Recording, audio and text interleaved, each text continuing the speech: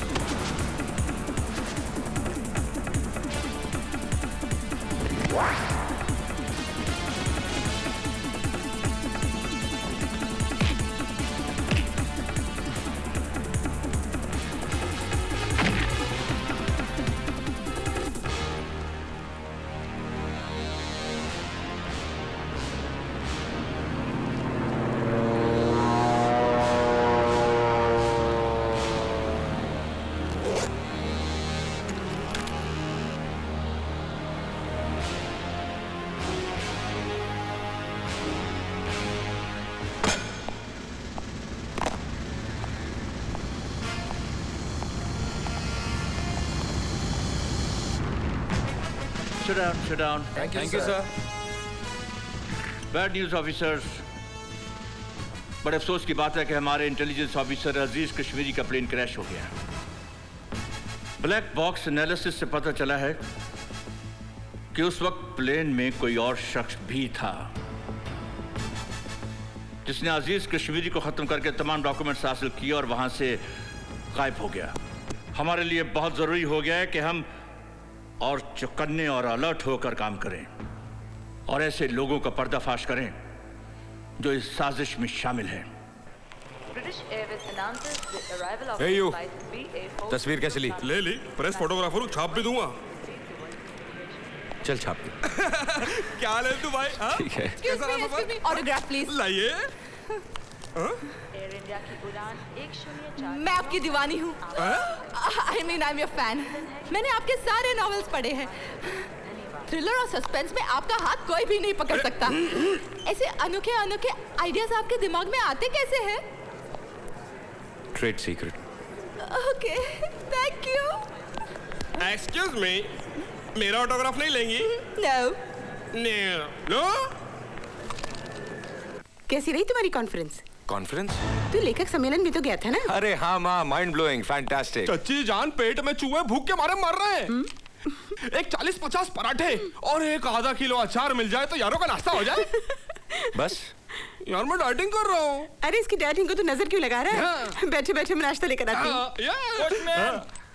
आजा आजा। आलो आलो। पेंशन लाया हूँ साहब।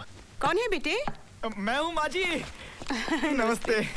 सरकारी श्रद्धांजलि आई है आपके लिए। इतना सही करा। मैं जाऊँ? ले।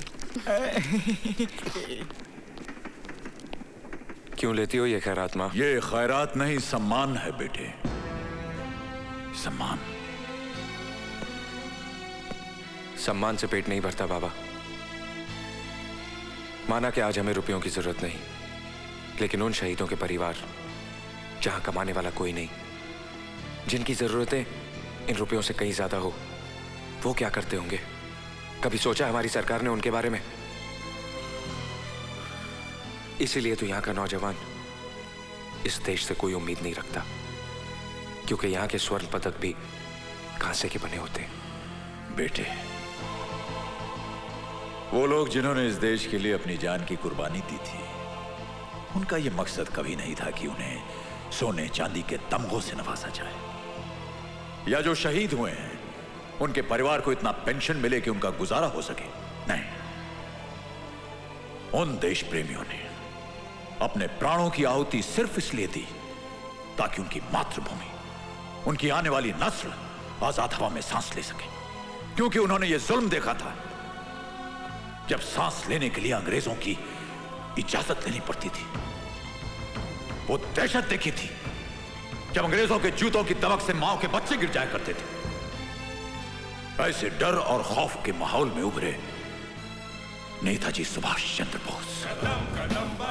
इनकलाब की मशाल अपने हाथों में उठाकर उन्होंने देश के नौजवानों को ललकारा।